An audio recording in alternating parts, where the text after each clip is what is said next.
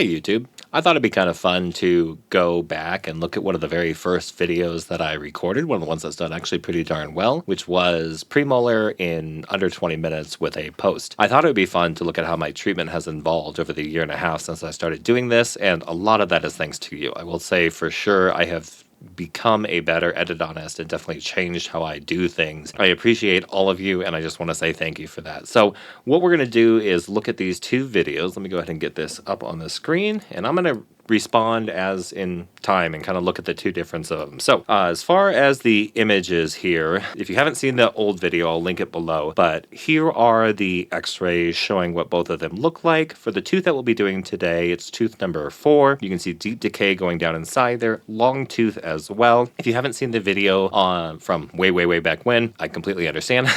The quality has gotten hopefully much better compared to when I was first doing this and kind of just figuring it out. But here's the images for that. So without further ado, let's go ahead and start off the video.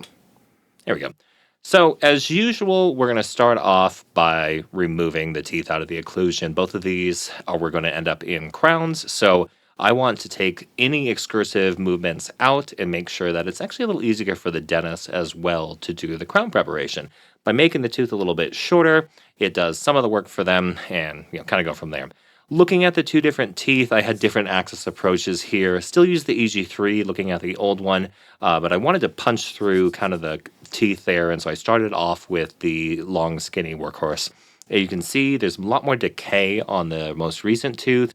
Oh, by the way, the most recent tooth is on the left. The more old one is on the right. If you guys didn't know that, I probably should have said that at the beginning.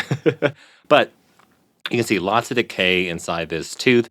One of the big changes I have done is I've actually stabilized all the footage. It used to be very shaky looking back at some of my old videos there. So you'll notice there are a couple of weird little cuts there. It's just to make sure that the video is nice and stable.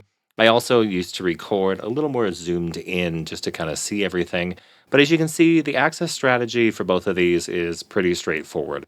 Remove any materials that aren't helping you and get access to the teeth. So I like doing these side by side too, because it's kind of interesting to see, okay, how long did this one take versus this one? You can see on the tooth from a year and a half ago, at this point, we've pretty much accessed. Now, this was one where the refilling was recent, tooth had died, and so I was able to just drop kind of straight down inside there, already went in with the 8. On the more recent tooth here, there was still a little bit of decay left in there, so I'm going to go back with the 8 round burr. As you can see, we were still using the same Brasseler VT Scout files. So for all you who keep asking, it's the Brasseler ones. They're a 2006 and a 1704. They work extremely well. I like the VT one specifically because it keeps the maximum size very small and has a variable taper that the shape just really works well for what I'm doing. The irrigation for all of these will be Brasseler Triton. I had just switched over to using Triton when I started recording these and really loved it.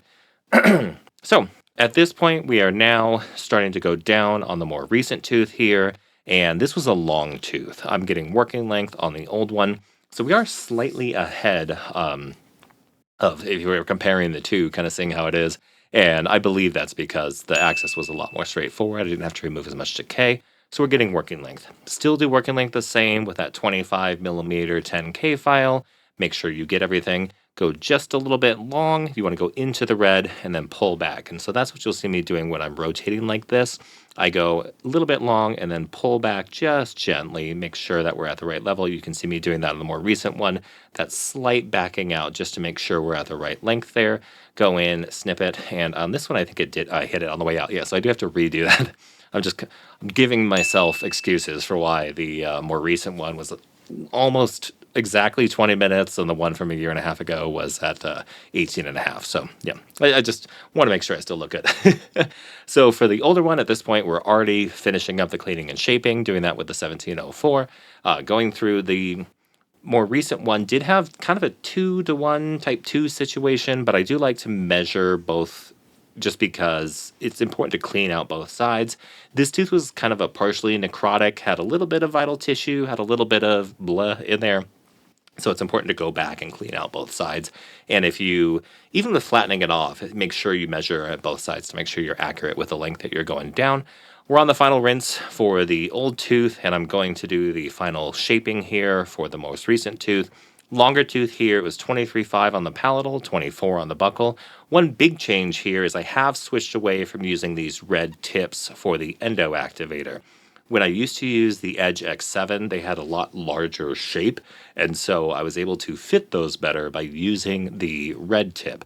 I found since switching to the smaller files, however, that the red tip would only go down like a couple of millimeters, and it really didn't work that great, so I switched over to using the yellow tip, which is the fine endo activator tip, and it seems to fit those shapes a lot better. So looking at the old tooth here, we're drying it off, getting ready for obturation and drying everything out. This is also where the more recent one did throw me a little bit. I do get to shout out one of my, actually it's my best performing video, which is the stopping bleeding quickly and using calcium hydroxide. There was a little bit of bleeding at the apex of this tooth, so I actually used that technique here. So I thought this was a kind of a fun one to showcase everything. You can see the yellow endoactivator tip there, just showing that we have kind of changed the technique. Want to make sure that we update everybody on what we're doing, but in general, most things are pretty much the same. Squirt technique has been my go-to since before even opening this practice. So you can see I'm doing a very similar process to what I do today, and you'll see it in a few minutes on the new video. Going back down with a 28K file, I do think we switched brands because they look different. we For these, I'm really just recapitulating, so it's not as important that they're the, best ones ever, but yeah, they do look different now. And you'll notice there's a little bit of bleeding from both the gingiva and from the tooth on the more recent one. So we'll show you how I address that here in a second, but pretty much I'm going to be going back down, trying to dry it. And I don't know if you can actually, yeah, a little bit of blood there on the tip. So I do definitely want to go back and redo these. And the way we're going to do, I'm going to use calcium hydroxide to just help stop any bleeding in that area. And when I dried it with the air, I did notice that there was kind of a spray of blood out there from the angry gingiva.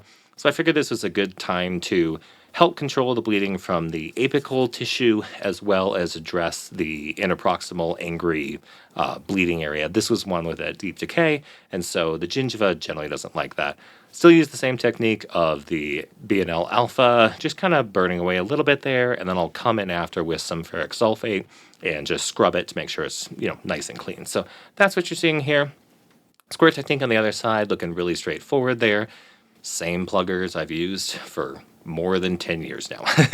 I love those things. I own so many. I have a broken one hanging out right here that I need to go fix. That's the beautiful thing too, when the screw, this top will come loose. You can kind of see how it's just right down here.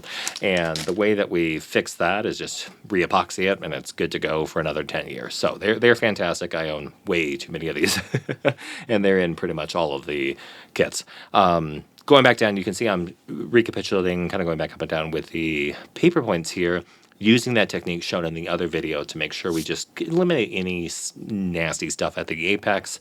And at that point, you can see it looks much cleaner, much drier, and so we're ready to get ready to obturate that one. A few more paper points just to make sure we're good. So as you can see, there were a couple things that slowed me down on this one, just giving myself an excuse. I do think the restorative I've gotten a little bit better at looking back at it. Now, you'll notice on the old video, I'm using the yellow tip to create that post space. This is another big change. I noticed after switching to these smaller shapes that the 5004 from Brasseler, it's the Endo Sequence line of posts. They're great. I've used them also since 2014. And they're great, but they are just a little too big if I finish at a 17. They don't quite fit. If I hub out a 2006 to length, then it works pretty well most of the time. But it really fit those Edge X7, the Vortex shapes a lot better. And you'll see I'm having trouble getting all of the extra gutta percha out. So in this one, I had to come back with the headstrom, clean it out. Don't really have to do this as much with the more recent one.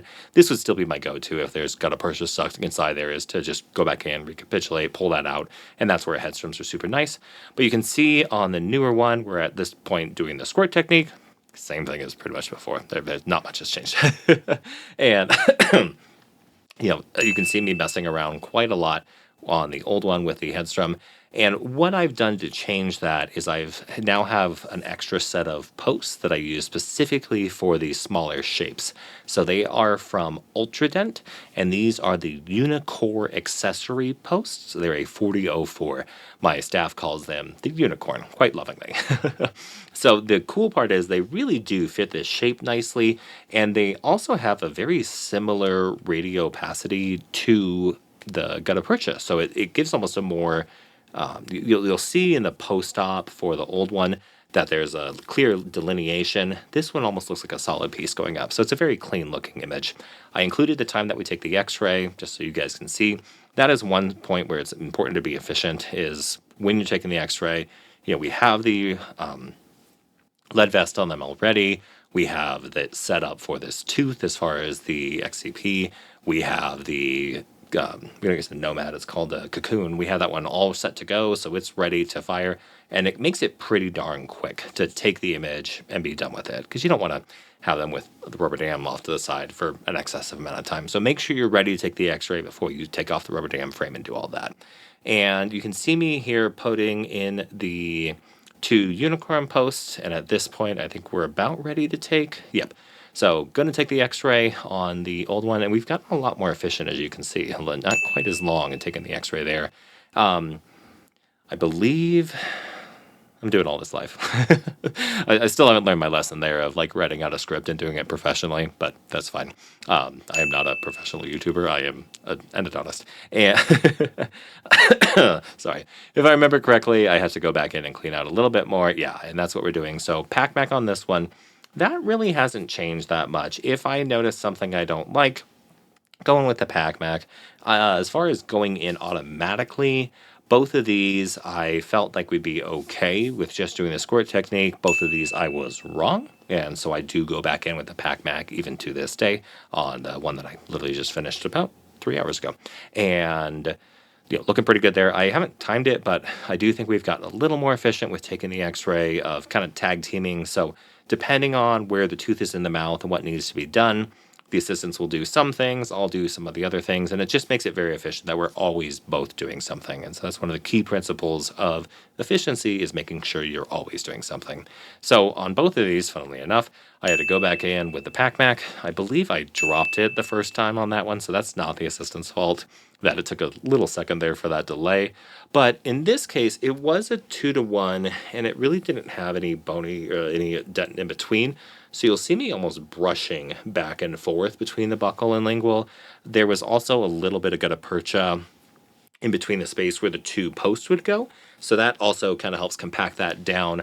It's something I've learned, and that probably would have been what I had the old tooth come in today. I probably would have been more likely to use the PacMac to get the excess gutta percha out rather than the headstrum. Headstrums work really well if it's a larger chunk and a larger axis, so think like an anterior tooth. But for the farther back areas, brushing the PacMac as you're running tends to rip it up really nicely. The other thing is by switching to those smaller unicorn posts or unicorn, I've found that I needed to get a smaller tip for my alpha unit. So I use a 3504 tip. The idea being you want to go a little bit smaller so that the composite goes just slightly past where the post is, kind of encapsulates it, and you don't want to rely on gutta percha to hold a post in place. I'd rather have it being completely surrounded by composite. So that's my thinking there. That might change over time, but you can see me measuring here, making sure that the length that the posts are is the same as the length that the space is. I did that actually. I haven't actually watched both these at the same time. And you'll notice those are almost synchronized with the time that took. So checking the work here, because it was enough that I wasn't pleased and want to make sure that before we seal this off permanently, it looks great. If you want to have a really bad day, drill out one of your just placed fiber posts. That's a bad day for everybody involved. So make sure it looks perfect before you seal it up and before you do cavity. That also hasn't changed here. And yeah, I think that's pretty much straightforward as far as this. There have been a lot of changes as far as the restoration. I'll talk about those and kind of show what we used to do and then what we do as well. But for the treatment, things have been pretty stable, thankfully. I haven't had many changes there. Like we talked about, some small things just based off of switching to those smaller posts and smaller sizes.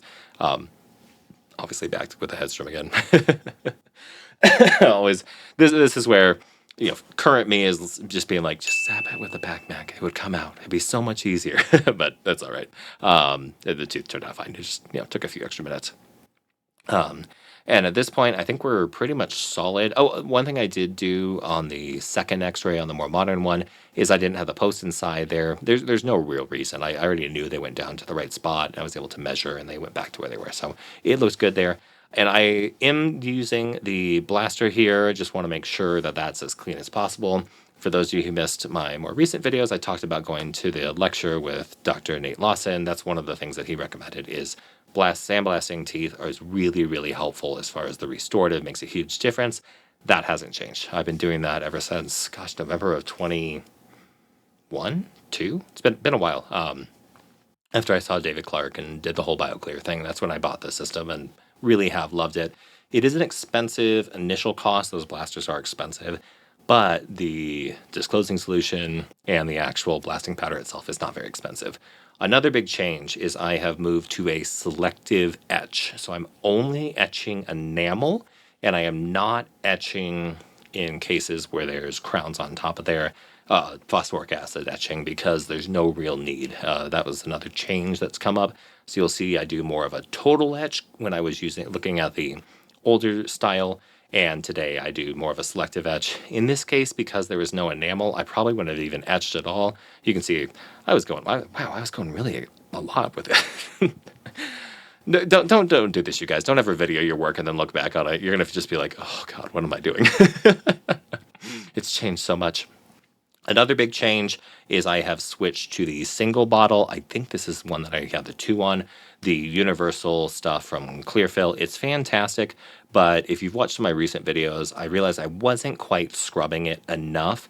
And because I switched from doing the total etch to the selective etch, I'm relying a lot on the self-etching properties of the sealer to make sure the dentin is properly conditioned, and you want to really scrub that area. You'll also notice I'm doing a lot more work drying everything off here, making sure it looks good. Yes, this is looking at the old one here. That is my 2-step because the prime didn't need to be light cured. So that's the difference there, and you can see me going, why did I not have the light? There we go. Okay. Oh my God. You can tell I do these live. Yeah. I wish there's a way to like eye track so you can see which one I'm looking at. Maybe I should have made it bigger and just done this, but you can hopefully figure out which one's which. Still using the same stuff as far as Luxacore anytime I'm doing a post, and I'll be using the blue Centrix tube. It fits the shape really nicely. I found that they are not actually too small to make sure the unicorn post fits inside there. So really nice technique there. If you haven't used the blue one before, it does take a lot of hand strength. You do have to push it pretty darn hard. I will say that. It is very annoying. And then as far as the post, put the 2 unicorns in there. I ended up doing 2 here because of the shape. Funny enough, I only did 1 on this other one, and I think it's because it was so large, it really wouldn't have made a sense to do 2. Now, I would definitely do 2. Oh, I forgot that fell out. This is so much fun going back. We're just getting nostalgic, you guys. This is great. The piece fell out there. And that's what used to be doing, is just getting that in there. The current one, I actually had a problem with the plunger inside there, so that's why there was a little bit of delay. But looking good as far as pushing that up. As you can see, we're actually finishing close to the same amount of time, even though, you know, one took a little bit longer for the treatment, one took a little bit longer for the restorative. And at the end here, you will see it takes me a little bit more time to prep the more recent tooth, just because I have to go in a proximal and clean that stuff out. So yeah, that, once again, this is just me giving me excuses for why it took a little bit longer. But still finish up with the light cure, make sure that looks great.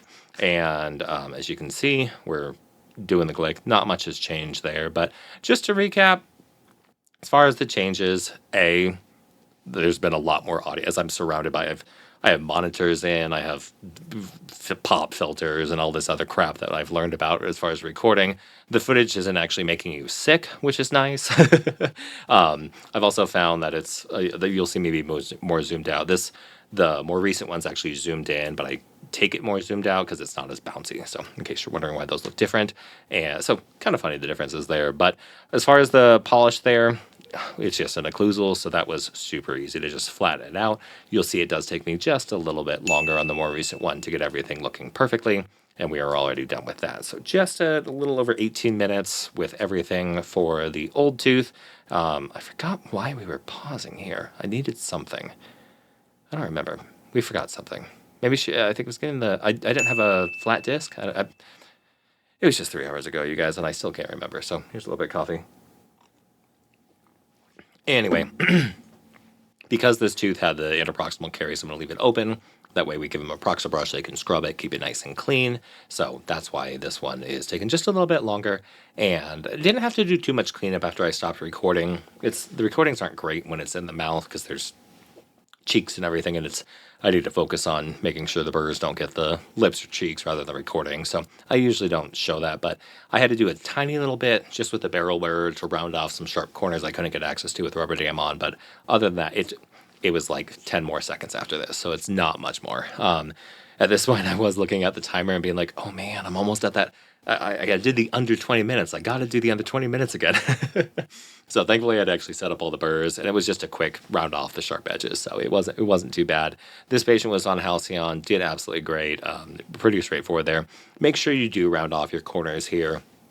You just don't want to leave anything sharp there. And that's something I have been doing a little bit more because when patients come back, that's kind of annoying to be like, oh, I could have just done this while we were in there, and no, I didn't. So there we are. Everything's all done. We'll call that done just before the 20 minutes. So as far as what else has changed, you guys, thank you all so much for making this channel what it is. I'll show the quick post-op images here so you can see the x-rays looking good, nice and skinny. I think the shapes have shrunk slightly. And you can see what I was talking about at the post. You can't really tell that they're in there, which is nice. Thank you guys so much for watching. This is probably going to be the last video of the year unless I get the inclination to make another one. That is one thing that has changed, actually. Oh my god, it takes me so much longer to edit these. Like it's absolutely ridiculous how much longer it takes me because I've learned things. If you guys never watch Good Eats, which is the oh my god, I'm blanking on his name. I'll go back. I can cut this out. Alton Brown. Alton Brown. One of the very first food personalities. I loved his show. He actually had a fun podcast, and he talked about how in every episode they would make themselves try something new angles, new shots, and that's how they came out with the like camera inside the oven, camera inside the refrigerator, and no one had done that before. And you'll see that all the time in YouTube videos now. And that's something I've tried to do. Is every time I make a new video, I want to learn a new technique. I want to try something new as far as the recording. Hence why we have all this crap surrounding me now, because it's fun to learn. So thank you guys so much for watching and coming along with me on this journey. As always, leave a comment below. I try to respond to everything, and I will talk to you all next year.